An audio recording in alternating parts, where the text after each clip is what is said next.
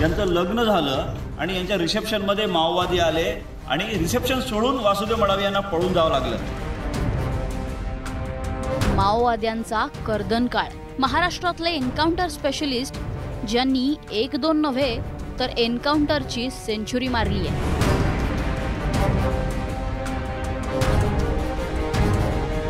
माओवाद्यांच्या गडात जन्माला आलेल्या या माणसानं माओवाद्यांना सळो की पळो करून सोडले। गडचिरोलीतले वासुदेव मडावी हे नाव माओवाद्यांच्या धडकी भरवून जातं। त्याच जिगरबाज माणसाचा थक्क करणारा प्रवास थेट गडचिरोलीच्या जंगलात जाऊन या व्हिडिओतून पाहणार आहोत।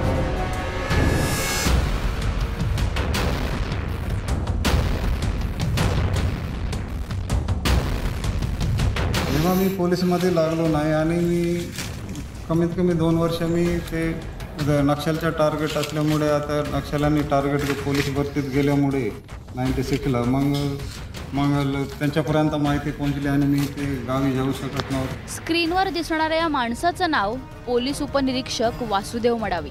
याच माणसानं तब्बल 101 माओवाद्यांना कंठस्नान घातलंय यावर तुमचा विश्वास बसणार नाही, पण हे खरंय।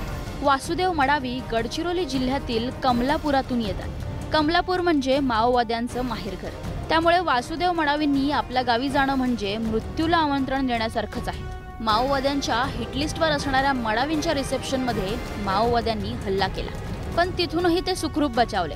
परिस्थिती बिकट असतानाही वासुदेव मडावींनी माघार घेतली नाही। ते माओवाद्यांना भिडत राहिले आणि त्यांचा कर्दनकाळ ठरले। नेमका त्यांचा प्रवास कसा राहिला, त्यांना काय काय अडचणी आल्यात याबद्दल ते खुद्द काय बोलतायत तेही ऐका। गडचिरोली जिल्ह्यात माओवाद्यांच्या विरोधात पोलिसांना मोठं यश मिळत आहे। त्या यशामध्ये मोठा वाटा आहे C60चा। C60 हे माओवाद विरोधी कमांडो पथकाचं एक मोठं विशेष पथक आहे। त्या पथकामध्ये स्थानिक आदिवासी तरुण आहेत ज्यांना गुरिल्ला पद्धतीनं लढण्याचं प्रशिक्षण देण्यात आलेलं आहे। जंगलात जाऊन कसं लढायचं माओवाद्यांच्या विरोधात। आणि या सगळ्यात महत्त्वाचं म्हणजे C60चं एक विशेष पथक आहे वासुदेव मडावी यांचं। वासुदेव मडावी आता सध्या त्यांना पदोन्नती मिळालेली आहे पोलीस उपनिरीक्षक। 58 चकमकी त्यांच्या नेतृत्वातल्या पथकाने केल्या, ज्यामध्ये 101 माओवादी ठार झाले। आता त्यांचं विशेष ऑपरेशन सुरू आहे। त्या ऑपरेशनमध्ये न्यूज 18 लोकमत सहभागी आहे। आपण जाणून घेऊया की कशा पद्धतीने हे यश मिळालेलं आहे। C60चे हे सगळे जवान आता जंगलात, आता हा जो जंगल आहे या जंगलात यांचं अभियान सुरू आहे।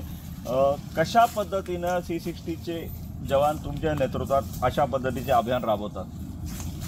सर नेमकं म्हणजे जसा जे आदेश आहे आम्हाला त्या पद्धतीनं आम्ही ते जवानांना ब्रीफ करतो। आम्ही त्या ब्रीफ करून आम्ही ते व्यवस्थित आम्ही त्यांना सगळं काही सूचना कसा किती टाईमाचं राशन घ्यायचं, किती टाईम आपला उपाशी राहते, पाणी कितीपर्यंत आपल्याला मिळू शकते नाही मिळू शकत, हे सगळे दृष्टिकोन ते फील्ड एरियाचे आम्ही हे सांगतो आणि तेव्हा आम्ही वरिष्ठाच्या आदेशाने आम्ही पुन्हा अभियान लॉन्च करतो। लॉंग रूट पेट्रोलिंग LRP हे आता यांचं हे सुरू आहे आणि LRPमध्ये 4 ते 5 दिवस हे लोक जंगलात राहणार आहेत। तर मला एक सांगा की आता हे तुमचं जे हे सुरू आहे, तर हा जो भाग आहे नदी नाले आहेत, कशा पद्धतीने या ठिकाणी दक्षता घेता तुम्ही? सर जे मौसम जसं आपलं आम्हाला साथ देईल ते सगळ्या बरसाती पण आमच्या सोबत असते, राशन पाहिजे, ड्रायफ्रूट बी असते, प्रत्येक गोष्टी आम्हाला सोबत घ्यावं लागते आणि सोबत घेऊन आम्हाला ते कुठंतरी आम्हाला ते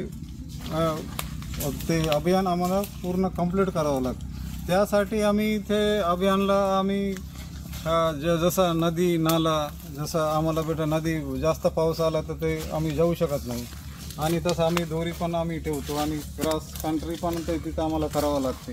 ह्या पद्धतीनं आम्ही ते पूर्ण तयारीनंच येतो सर। आम्हाला काही दिक्कत नाही आहे। ते शासनाने जे जसं आम्हाला ते सगळे काही गोष्टी आम्हाला ते सूचना करतात, सगळे सूचनाचे आदेश पालन करतो। जसं आम्हाला ते पुढे अडथळे येतात त्या अडथळ्याला आम्ही सहजपणे आम्ही क्रॉस करू शकतो। सगळ्यात महत्त्वाचं म्हणजे आता माओवाद विरोधी अभियान हे निर्णायक टप्प्यावर आलेलं आहे।